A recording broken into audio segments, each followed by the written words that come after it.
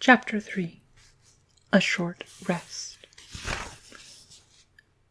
They did not sing or tell stories that day, even though the weather improved, nor the next day, nor the day after. They had begun to feel the danger was not far on either side. They camped under the stars, and their horses had more to eat than they had, for there was plenty of grass, but there was not much in their bags, even with what they had gotten from the trolls. One morning they forded a river at the wide, shallow place, full of noise and stones and foam. The bank was steep and slippery. When they got to the top of it, leading their ponies, they saw that the great mountains had marched down from very near to them. Already they seemed only a day's easy journey from the feet of the nearest. Dark and drear it looked, though there was patches of sunlight on its brown sides, and behind its shoulders the snow-tipped peaks gleamed. "Is that the mountain?" asked Bilbo, in a solemn voice, looking at it with round eyes. He had never seen such a thing that looked so big before. "Of course not," said Balin. "This is only the beginning of the Misty Mountains, and we have to get through, or over, or under those mountains, before we can come into the Wilderland beyond. It is a great deal of way even from the other side than to the lonely mountain in the east, where Smaug lives on our treasure." "Oh," said Bilbo, and just a moment he felt more tired than ever, as he even remembered the feeling before. He was thinking once again of his comfortable chair before the fire in his favorite sitting room in his hobbit hole, and of his kettle singing. Not for the last time. Now Gandalf led the way. "We must not miss the road, or we shall be done for," he said. "We need food, for one thing, and rest in reasonable safety. It is also very necessary to tackle the Misty Mountains by the proper path, or else you'll get lost in them and have to come back and start at the beginning again, if you ever get back at all." They asked him what he was making for, and he answered, "You have come to the very edge of the wild, and some of you may know, hidden somewhere ahead of us in this fair valley of Rivendell, where Elrond lives in the last homely house. I sent a message from my friends, and we are expected." That sounded nice and comforting, but they had not got there yet, and it was not so easy as it sounds to find the last homely house west of the mountains. There seemed to be no trees and no valleys and no hills to break the ground in front of them, only the vast slope going slowly up to meet the feet of the nearest mountains. A wide land the color of heather and crumbling rock, with patches and slashes of grass green and moss green showing where water might be. Morning passed, afternoon came, but all in silent waste there was no sign of any dwelling.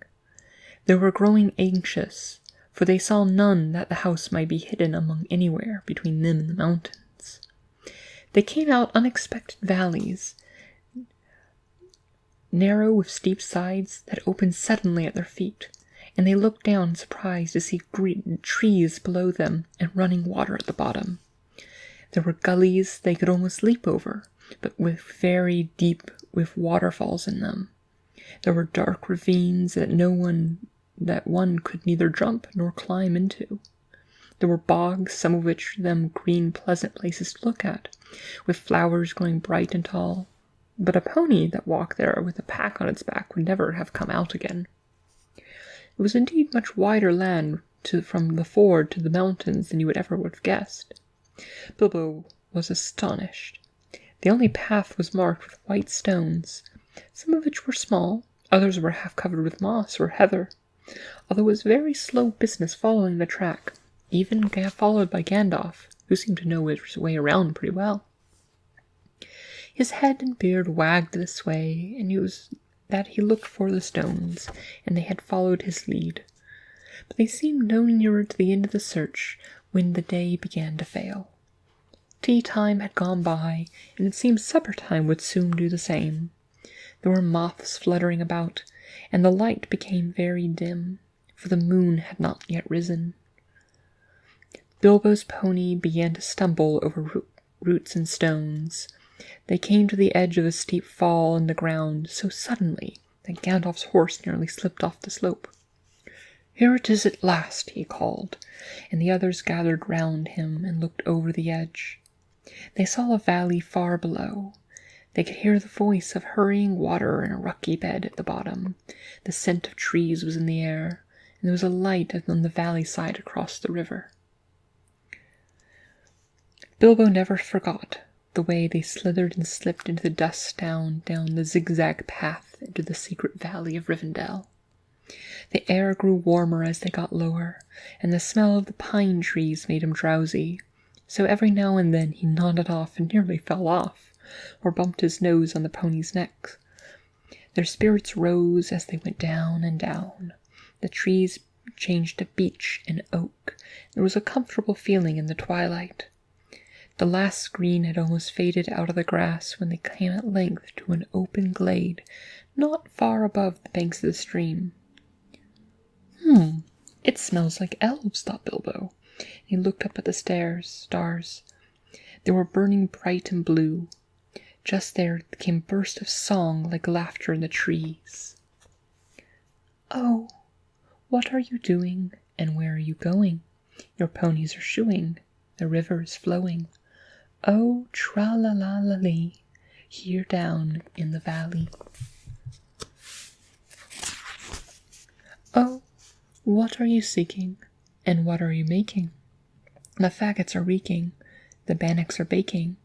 Oh, tree-li-li-li-la-lee, the valley is jolly, ha-ha. Oh, where are you going, with beards all a-wagging? No knowing, what brings Mr. Baggins and Ballin and Dwallin down into the valley in June, ha-ha. Oh, will you be staying, or will you be flying? Your ponies are straying, the daylight is dying. The fly would fly, to stay would be jolly, to listen and hark, till the end of the dark, to our tune, ha-ha. So they laughed and sang in the trees, and a pretty fair nonsense, I dare say you think it. Not that they would care. They would only laugh about it all the more if I told them so. They were elves, of course. Soon Bilbo caught glimpses of them, and the darkness deepened. He loved elves, though he seldom met them, but he was a little frightened of them too. Dwarves don't get on well with them. Even decent enough dwarves like Thorin and his friends would be foolish, which is a very foolish thing to think, or get annoyed with them. For some elves tease and laugh at them, and most of all their beards. "Well, well," said a voice. "Just look. Bilbo the Hobbit on a pony, my dear, isn't it delicious?" Then off they went into another song as ridiculous as the one I had written down in full. At last one, a tall young fellow, came out of the trees and bowed to Gandalf and to Thorin. "Welcome to the valley," he said. "Thank you," said Thorin, a bit gruffly. But Gandalf was already off his horse and among the elves, talking merrily with them. "You are a little way out of your way," said the elf. "That is, if you are making for the only path across the water and down to the house beyond. We will set you right. But you have to get on foot until you are over the bridge. Are you going to stay on a bit and sing with us, or will you go straight on? Supper is preparing over there," he said.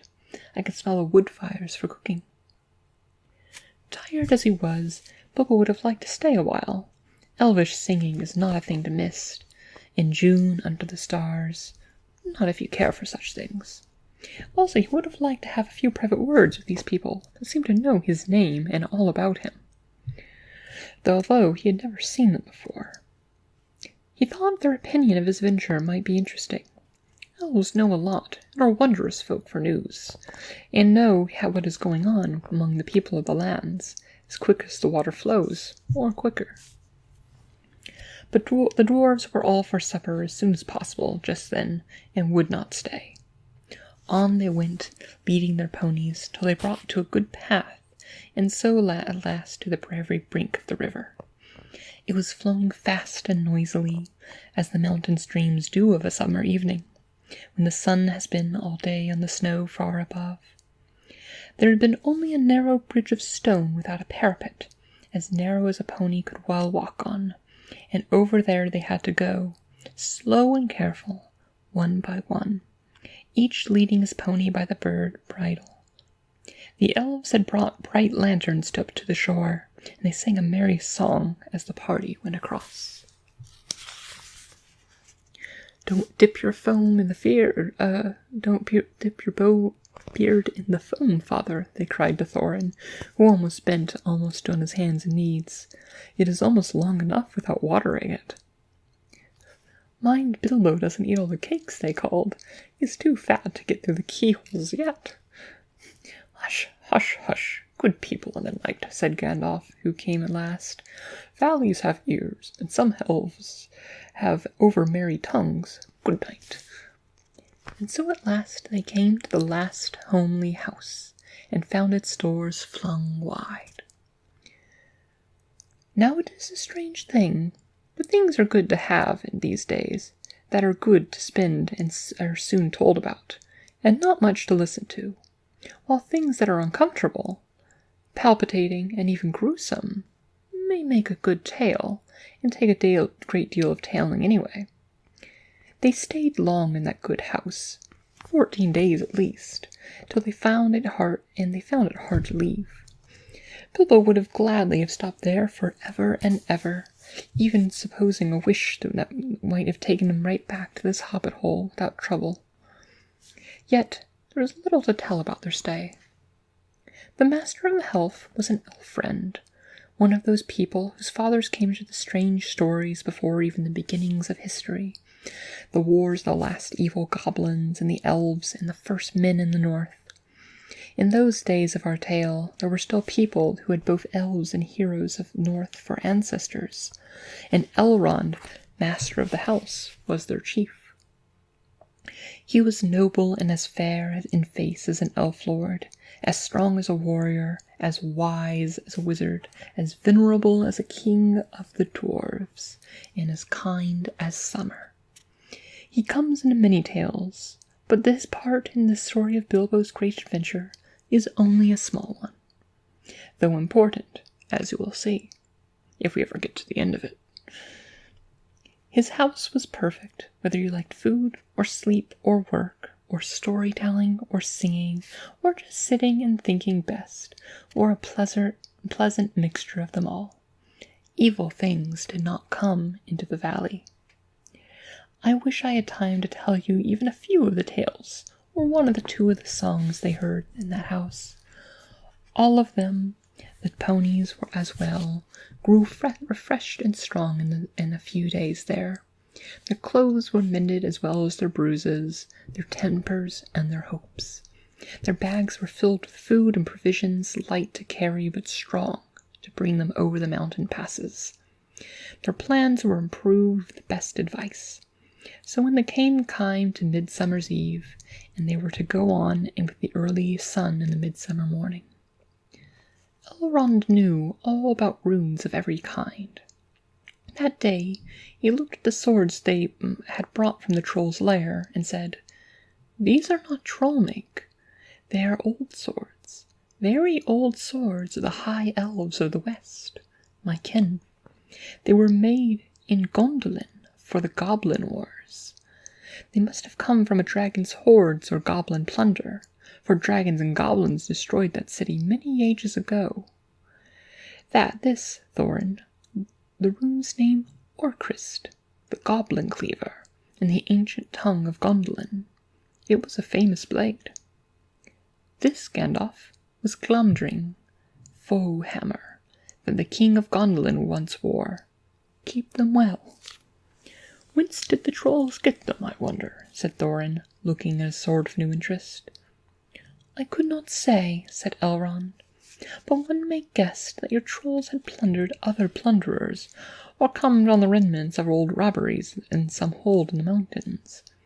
I have heard that there are still forgotten treasures of old to be found in the deserted caverns of the mines of Moria, since the dwarf and goblin war. Thorin pondered these words. "I will keep the sword in honor," he said. "May it cleave goblins once again." "A wish that will likely be granted soon enough in the mountains," said Elrond. "But show me now your map." He took it and gazed long at it, and he shook his head, for if he did not altogether approve of the dwarves and their love of gold, he hated dragons and their cruel wickedness, and he grieved to remember the ruin of the town of Dale and its merry bells, and the burned banks of the bright river running. The moon was shining in broad silver crescent. He held up the map, and the white light shone through it. "What is this?" he said.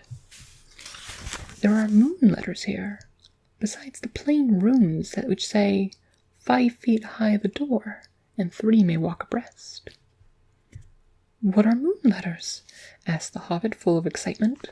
He loved maps, as I have told you before, and he also liked runes and letters and cunning handwriting, though when he wrote himself it was a bit thin and spidery. "Moon letters are rune letters, but you cannot see them," said Elrond. "Not when you look straight at them. They can only be seen when the moon shines bright behind them, and what is more, with the more cunning sort, it must be a moon of the same shape and season as the day where they were written. The dwarves invented them, and wrote them with silver pens, as your friends could tell you. These must have been written on a midsummer's eve in a crescent moon, a long while ago." "What do they say?" asked Gandalf and Thorin together, a bit vexed perhaps that even Elrond should have found this out first, though really there had not been a chance before, and there would have not been a good chance until goodness knows when. "Stand by the grey stone when the thrush knocks," read Elrond, "and the setting sun with the last light of Durin's day will shine upon the keyhole." "Durin, said Thorin. "He was the father of my father, the father of the fathers of the eldest race of dwarves, the Longbeards, and my first ancestor. I am his heir." "Then what is Durin's day?" said Elrond. "That's the first day of the dwarves' New Year," said Thorin. "Is as should know the first day of the last moon of autumn on the threshold of winter. We call it Durin's Day when the last moon of autumn and the sun are in the sky together. But this will not help us much, I fear, for it passes our skill in these days to guess when such a time will come again." "Then that remains to be seen," said Gandalf. "Is there any more writing?" "Not by this moon," said Elrond, and he gave the map back to Thorin, and then they went down to the water to see the elves dance and sing upon the midsummer's eve. The next morning was midsummer's morning, as fair and fresh as they could have dreamed. Blue sky and never a cloud, and the sun was dancing on the water. Now they rowed amid songs of farewell and good speed, with their hearts ready for more adventure, and with a knowledge of the road they must follow over the misty mountains and the land beyond.